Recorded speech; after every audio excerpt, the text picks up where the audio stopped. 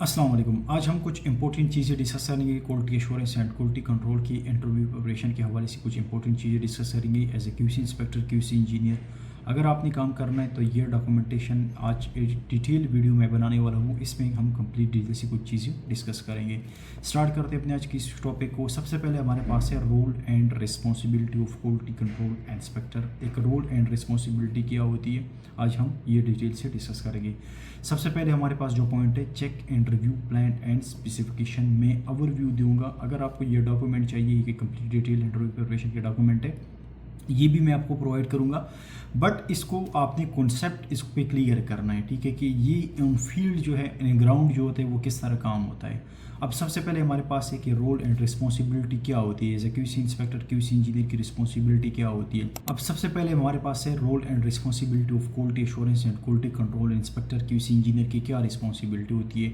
आप किसी भी डिसिप्लिन से, सिविल से, इलेक्ट्रिकल से, मैकेनिकल से है, रिस्पॉन्सिबिलिटी जो होती है वो सेम होती है। क्वालिटी कंट्रोल इंस्पेक्टर की रिस्पॉन्सिबिलिटी सेम होती है, बट आपके डिसिप्लिन पे डिपेंड करता है कि आप जिस डिसिप्लिन की है उसकी एक्टिविटीज़ के ऊपर आपने खुद काम करना होता है। एग्जांपल, अगर आप क्यूसी इंस्पेक्टर सिविल है तो सिविल की जितनी भी एक्टिविटीज़ होती है आपका काम सिविल की एक्टिविटीज़ के साथ होगा। इलेक्ट्रिकल क्यूसी इंस्पेक्टर है तो आपके इलेक्ट्रिकल क्यूसी इंस्पेक्टर के साथ आपका काम होगा, ठीक है। अब सबसे पहले हमारे पास क्या है कि क्यूसी इंस्पेक्टर की क्या रिस्पॉन्सिबिलिटी होती है। Check and review the plan and specification for the proper construction quality implementation at job site. Perform pre-inspection to ensure that all installed material with the standard in conformance to applicable drawing and specification. Conduct final inspection with owner representative prior to proceed concrete pouring and screed work activities that require step by step as per ITP. Always monitor and surveillance to site work quality of the work being implemented by the construction group. एक simple, बहुत ही easy example के साथ यहाँ पे मैंने example भी दिया concrete pouring का। क्वालिटी कंट्रोल की इंस्पेक्टर जो होते हैं उसकी रिस्पॉन्सिबिलिटी होती है कि जितना भी हमारा साइट के ऊपर काम हो रहा है उसकी इंस्पेक्शन करना। यहाँ पे डिफाइन हुआ है मॉनिटरिंग एंड सर्वाइवेलेंस। मॉनिटरिंग एंड सर्वाइवेलेंस का मतलब ये है कि जितना भी हमारे कंस्ट्रक्शन के अंदर काम होता है उसको मॉनिटर किया जाए, यानी उसको चेकिंग हो जाए। सर्वाइवेलेंस का मतलब है कि वो डेली बेस पे इंस्पेक्शन करे, उस एक्टिविटी को चेक करे, उसके अंदर डिफेक्ट को तलाश करे। अगर इन केस कोई डिफेक्ट आ जाए तो उसके लिए एनसीआर रेस करे, साइट ऑब्जर्वेशन रिपोर्ट रेस करे। या एग्जांपल, अगर कोई आपको लगता है एज ए क्यूसी इंस्पेक्टर कि इसके अंदर वायलेशन हो रही है तो उसके लिए हमारे पास सर्वेलेंस रिपोर्ट होती है या प्रोएक्टिव नोटिफिकेशन होता है, उसको आपने रेस करना होता है, ठीक है। अब एग्जाम्पल, आपकी कोई एक्टिविटी के अंदर वायलेशन हुई तो उसके लिए क्या करेंगे एज ए क्यूसी इंस्पेक्टर, आप साइट ऑब्जर्वेशन रिपोर्ट देंगे, आप एनसीआर रेस करेंगे या आईएनसीआर। अगर इन केस एनसीआर और आईएनसीआर में क्या फ़र्क है। एनसीआर जो होता है वो कंसल्टेंट का इंस्पेक्टर या पीएड जो होते हैं वो रेस करता है। आईएनसीआर जो है वो कंट्रैक्टर का जो क्यूसी इंस्पेक्टर होते हैं, क्यूसी इंजीनियर जो होते हैं वो रेस करता है, ठीक है। नेक्स्ट, जितनी भी स्पेसिफिकेशन आती है, ड्राइंग आती है, यानी एग्जांपल एक कोई मेगा प्रोजेक्ट है, यानी एग्जांपल सोसाइटीज़ बन रही है या कोई ऐसी कमर्शियल बिल्डिंग्स बन रही है, कोई नई बिल्डिंग जब आती है तो उसके अंदर आपकी जितनी भी ड्राइंग होती है उसको रिव्यू करना ये क्यूसी इंस्पेक्टर की रिस्पॉन्सिबिलिटी होती है।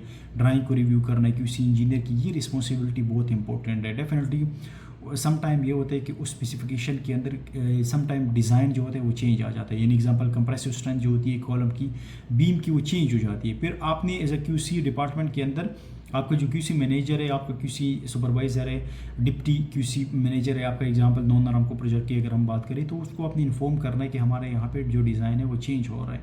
फिर उसके मुताबिक आपने ट्रायल मिक्स करना होता है, ठीक है। तो ये चीज़ें जो होती है क्यूसी इंजीनियर, क्यूसी इंस्पेक्टर ने कंस्ट्रक्शन के ड्राइंग, प्रोजेक्ट की स्पेसिफिकेशन आपकी, अब अगर आप आरामको प्रोजेक्ट पे काम करेंगे तो आरामको की जितनी भी स्टैंडर्ड है उनको आपने रिव्यू करना है, फिर उन्हीं के मुताबिक आपने प्रोजेक्ट के अंदर काम करना होता है, ठीक है। ये जितनी भी रिस्पॉन्सिबिलिटी होती है ये क्यूसी इंस्पेक्टर की रिस्पॉन्सिबिलिटी में आती है कि इतना जितना भी एग्जाम्पल कंस्ट्रक्शन के प्रोजेक्ट के अंदर काम हो रहा है उसको स्पेसिफिकेशन के मुताबिक इम्प्लीमेंट करवाना ये क्यूसी इंस्पेक्टर की रिस्पॉन्सिबिलिटी होती है, ठीक है। सेकेंड इंपॉर्टेंट, इंटरव्यू के दौरान आपसे ये चीज़ पूछी जा सकती है कि हमारे पास विटनेस पॉइंट क्या होता है। ये विटनेस पॉइंट जो होता है हमारे पास इंस्पेक्शन की प्रोसीजर है। विटनेस पॉइंट है, होल्ड पॉइंट है, सर्वाइवेलेंस है, रिव्यू प्लस होल्ड है, और एक होता है हमारे पास ये आईटीपी या साटिप के अंदर मेंशन होता है। आईटीपी का है हमारे पास inspection and test plan, next SATIP जो होते हैं वो हमारे पास Saudi Aramco typical inspection plan.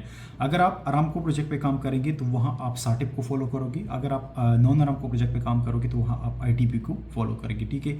Format इसका सेम होता है, इसके अंदर आपके लोगोज वगैरह चेंज हो सकते हैं, कंपनीज का अपना बना होता है। अब विटनेस पॉइंट जो होते हैं, होल्ड पॉइंट, विटनेस पॉइंट, ये इंस्पेक्शन प्रोसीजर है। हर एक्टिविटी की आगे आईटीपी या साटिब के अंदर ये चीज़ मेंशन होती है। विटनेस पॉइंट है तो डब्ल्यू रिप्रेजेंट होगा, होल्ड पॉइंट है तो एच रिप्रेजेंट होगा। विटनेस पॉइंट क्या है हमारे पास?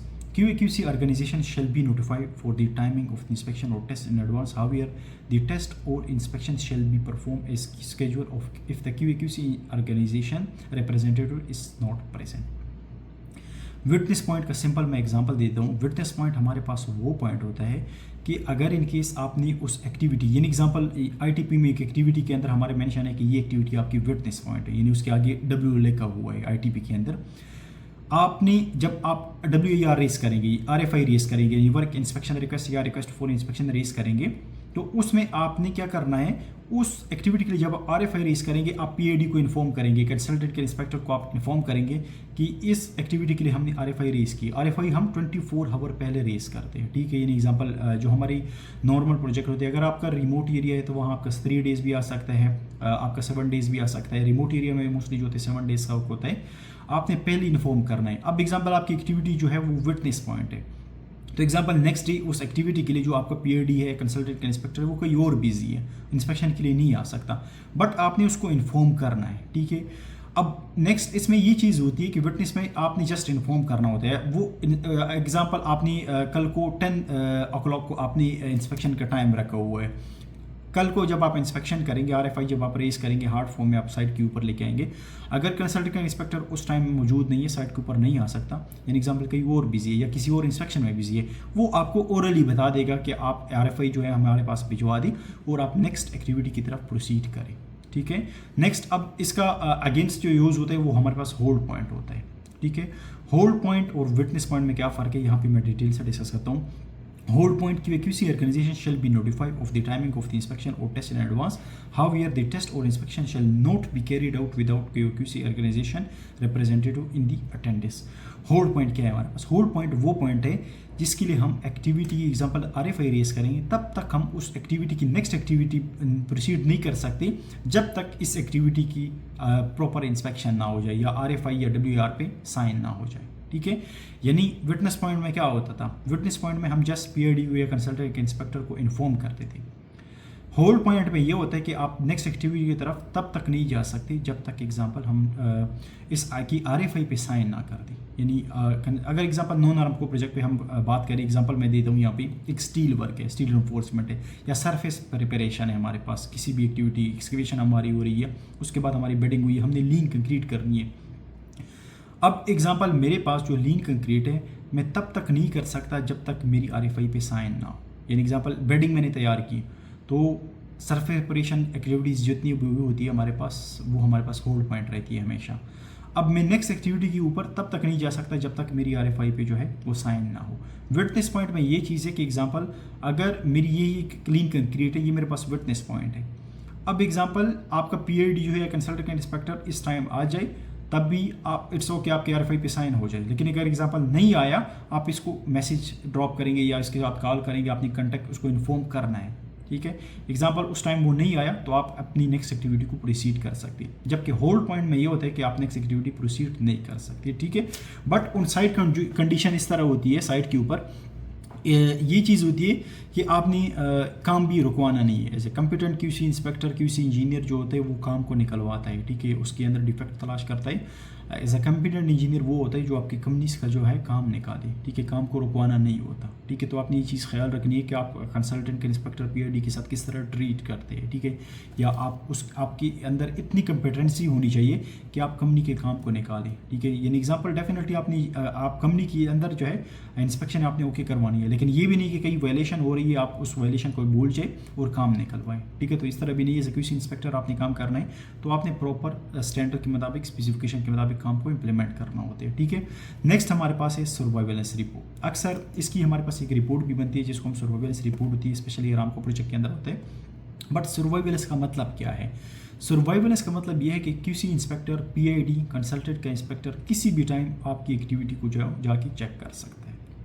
यानी example, hold point witness point में क्या होते हैं? होल्ड पॉइंट विटनेस पॉइंट में हमें RFI रेस करनी होती है, जबकि सर्वाइवलेंस में RFI की ज़रूरत नहीं होती। कंसल्टेंट के इंस्पेक्टर या PID हो गया आरामको प्रोजेक्ट पे, या एज ए QC इंस्पेक्टर आप किसी भी टाइम जाके कंस्ट्रक्शन टीम की जो वर्क होता है उसको चेक कर सकते हैं। हमारी जो नॉन कन्फर्मिटीज़ होती है, NCR होता है, NCR साइट ऑब्जर्वेशन रिपोर्ट, वो किस तरह रेज होती है?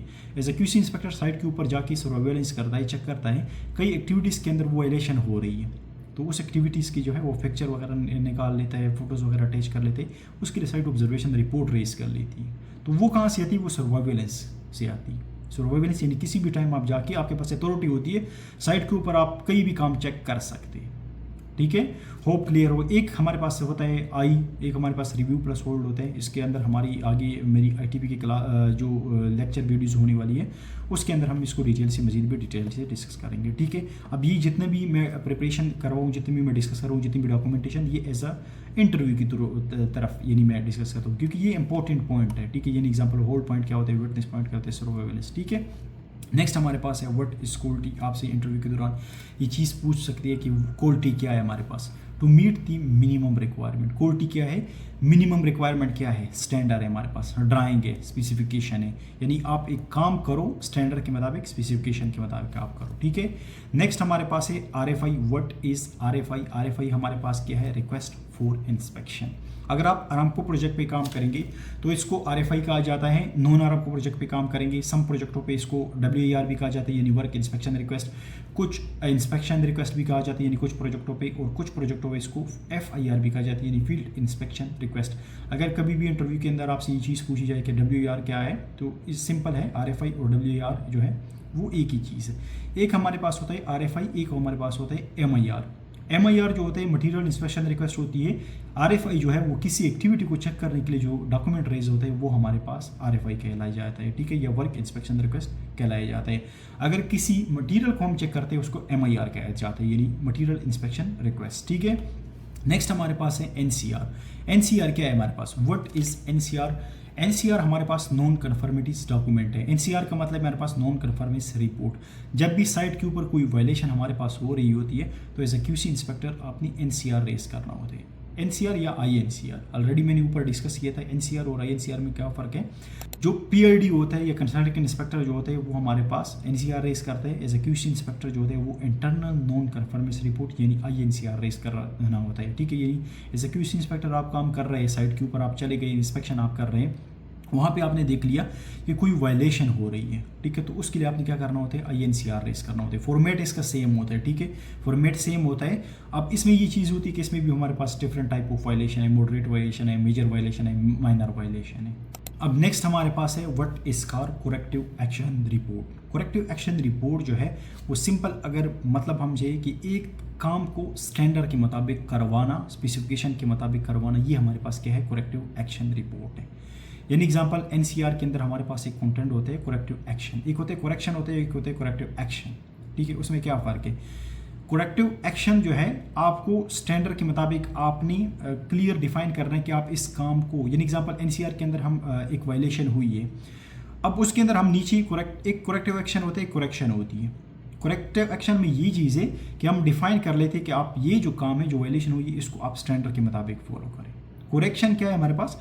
उस काम को करने के बाद, यानी स्टैंडर्ड के मुताबिक करने के बाद, स्पेसिफिकेशन के मुताबिक करने के बाद जो काम होता है, जो करेक्शन हो जाती है, वो करेक्शन हो जाती है।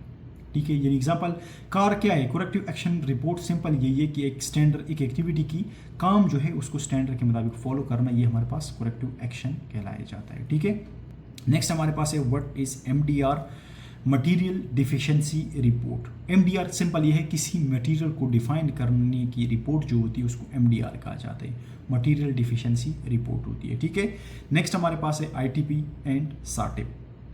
ITP एंड SATIP जो होता है, अगर आप आरामको प्रोजेक्ट पे काम करेंगे तो SATIP कहलाया जाएगा, नॉन आरामको प्रोजेक्ट पे काम करेंगे तो वहाँ हमारे पास ये ITP कहलाई जाती है। ठीक है, हर एक्टिविटी की अपनी ITP बनती है। अगर इनकेस एक नया scope of work as per Saudi Aramco engineering standard site 1152 के मुताबिक अगर कोई नया स्कोप ऑफ वर्क आ जाए तो 28 डेज़ के अंदर आपने न्यू आईटीपी जो है उस एक्टिविटी के लिए बनानी होती है, वो स्टैंडर्ड के मुताबिक और स्पेसिफिकेशन के मुताबिक।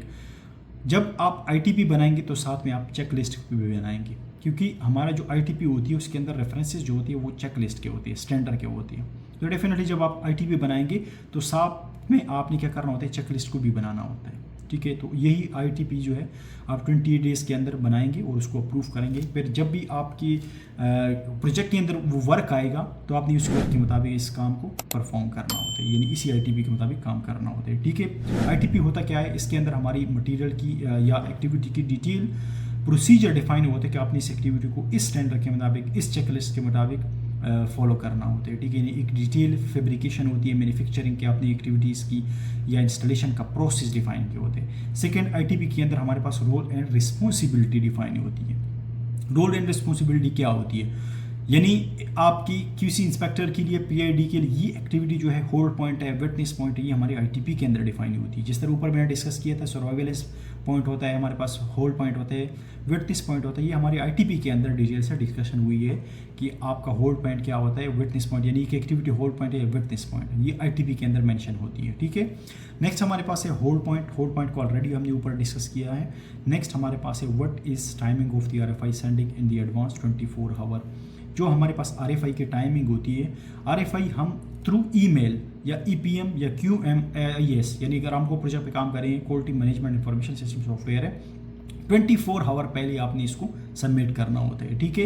इन एग्जाम्पल कल को एक एक्टिविटी आपकी तैयार हो रही है तो 24 आवर जो है पहले आपने इसको भेजनी होती है पीआईडी को या कंसल्टेंट के इंस्पेक्टर को। कल को हमारी इस एक्टिविटी की जो है वो इंस्पेक्शन होनी है, ठीक है। तो ये हमारी 24 आवर। अगर वीकेंड है, हॉलीडे है, तो वो वहाँ पे आपका 3 डेज़ आ जाता है, और रिमोट एरिया है तो वहाँ आपका 7 डेज़ पहले आपका भेजना होता है, ठीक है। फिर उस सिचुएशन में ये चीज़ होती है कि 7 डेज़ के अंदर, एग्जांपल 7 डेज़ आपने पहले आरएफआई रेस किए, तो वो आपकी एक्टिविटीज़ जो है वो 2 दिनों बाद भी तैयार हो सकती है, 3 दिनों बाद भी तैयार हो सकती है, 4 दिनों बाद भी आपकी तैयार हो सकती है, ठीक है। फिर वो आपकी जब भी तैयार हो जाए 7 डेज़ के अंदर, आपने क्या करना होता है, उस एक्टिविटी को जाके चेक करना होता है, ठीक है।